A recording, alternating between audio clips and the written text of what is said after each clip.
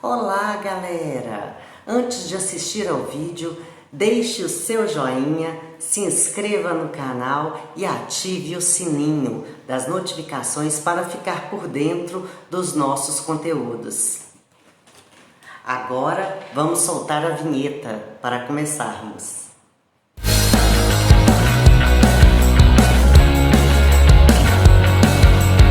Souza, e na aula de hoje vamos entrar no vagão da história e aprendermos sobre Revolução Russa.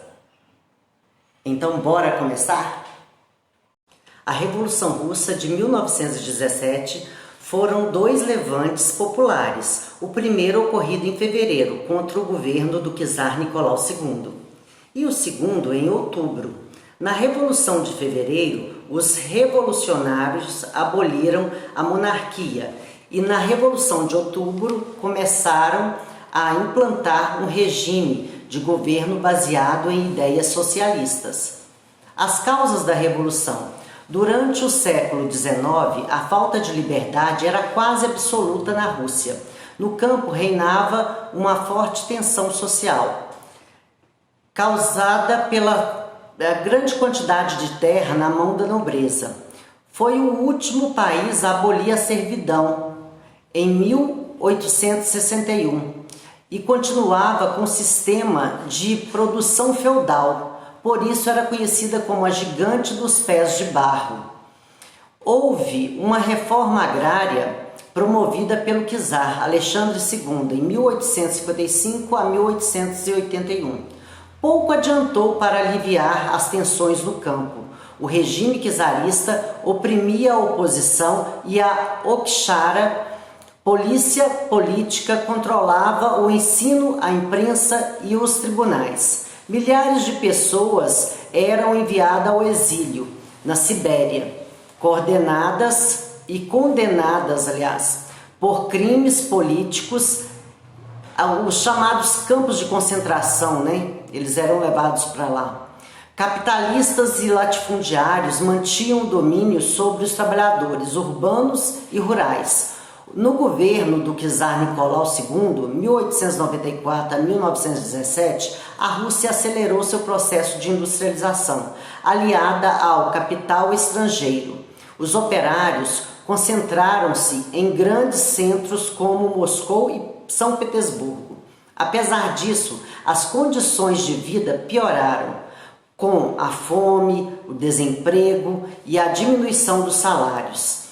Com isso, a burguesia também não era beneficiada, pois o capital estava concentrado nas mãos dos banqueiros e dos grandes empresários. Mas a oposição ao governo crescia. Um dos maiores partidos de oposição era o Partido Social Democrata, mas seus líderes, Plekhanov e Lenin, tinham que viver fora da Rússia para fugir das perseguições políticas. O Partido Operário Social Democrata russo era crítico com a política do país, porém a divergência de como solucionar os problemas da Rússia acabou por dividir em duas correntes. Os bolcheviques, maioria em russo, liderados por Lenin, defendia a ideia revolucionária da luta armada. Já os mencheviques, minoria em russo, liderados por Plekhanov, defendiam que a ideia evolucionista de se conquistar o poder através das vias normais pacíficas, através do voto, antecedentes da Revolução. Em janeiro de 1905, um grupo de operários participava de uma manifestação pacífica em frente ao Palácio de Inverno, em São Petersburgo, uma das sedes do governo. O objetivo era entregar um abaixo-assinado ao czar, nada mais, pedindo melhorias. A guarda do palácio, assustada com a multidão e uma nevasca que estava caindo, abriu fogo, matando mais de 1000 pessoas. O episódio ficou conhecido então como Domingo Sangrento e provocou uma onda de protesto em todo o país. Domingo Sangrento massacre cometido pelas tropas czaristas aos manifestantes diante da pressão revolucionária. Então, o czar promulgou uma constituição e permitiu a convocação de eleições da Duma.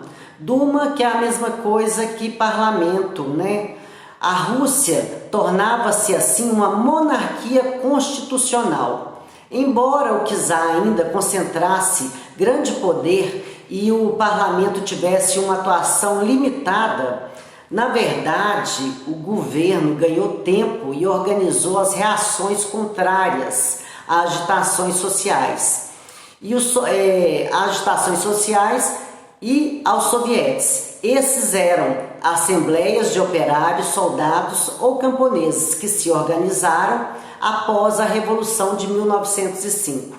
Mais tarde, estes teriam um papel essencial na Revolução de 1917. Ainda em 1905, outro fator de descontentamento foi a derrota na Guerra Russo-Japonesa. A Rússia perdeu o conflito para o Japão, que era considerado um povo inferior e teve que ceder algumas ilhas para este país. A Rússia pensava assim, por sua extensão de terra, né? E o Japão ser tão pequeno, e mesmo assim perdeu a guerra. A atuação da Rússia, falida também, vamos pensar que na Primeira Guerra Mundial, como membro da Tríplice Entente, a Rússia lutou ao lado da Inglaterra e da França contra a Alemanha e o Império Austro-Húngaro. No entanto, o exército russo encontrava-se despreparado para o confronto. As consequências foram derrotas em várias batalhas, que deixaram a Rússia enfraquecida e economicamente desorganizada. Em março, o movimento revolucionário foi surpreendido com greves iniciando em São Petersburgo e que se espalharam por vários centros industriais. Os camponeses também se rebelaram. A maior parte dos militares aderiu aos revolucionários e isso ajudou na abdicação do czar Nicolau II, em fevereiro de 1917. Neste mesmo período, Lenin discursava para um grupo de soldados. Após a abdicação do czar, formaram-se um governo provisório sob a chefia de Kerensky, que era menchevique. Disputa entre liberais e socialistas. Sofrendo pressões dos sovietes, o governo concedeu então a anistia aos prisioneiros e exilados políticos.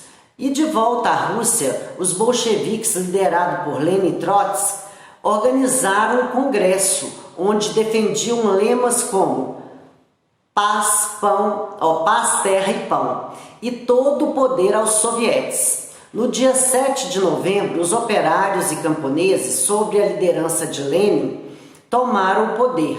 Os bolcheviques destruíram as terras entre os camponeses, distribuíram as terras entre os camponeses e estatizaram os bancos e as estradas de ferro e as indústrias, que passaram para o controle dos operários. O primeiro ato importante do novo governo foi a retirada da Rússia da guerra, da Primeira Guerra. Para isso, em fevereiro de 1918, foi assinado o Tratado Brest-Litovsk com as potências centrais. Este determinava a entrega da Finlândia, países bálticos, Polônia, Ucrânia e Bielorrússia, além de distritos no Império Otomano e na região da Geórgia. Os 4 primeiros anos de governo dos bolcheviques foram marcados por uma guerra civil no país. Igualmente, para evitar qualquer tentativa de restauração monárquica, o czar Nicolau II e sua família foram assassinados sem qualquer tipo de julgamento em julho de 1918. O Exército Vermelho, criado por Leon Trotsky, derrotou o Exército Branco, formado por nobres e burgueses. garantindo a permanência dos bolcheviques no poder. A revolução estava salva, mas a paralisação econômica era quase total na Rússia. Para restaurar a confiança no governo, foi criada a NEP, Nova Política Econômica, que permitia a entrada de capital estrangeiro e o funcionamento de empresas particulares. A aplicação da NEP resultou no crescimento espetacular, principalmente da agricultura. A indústria teve um percentual.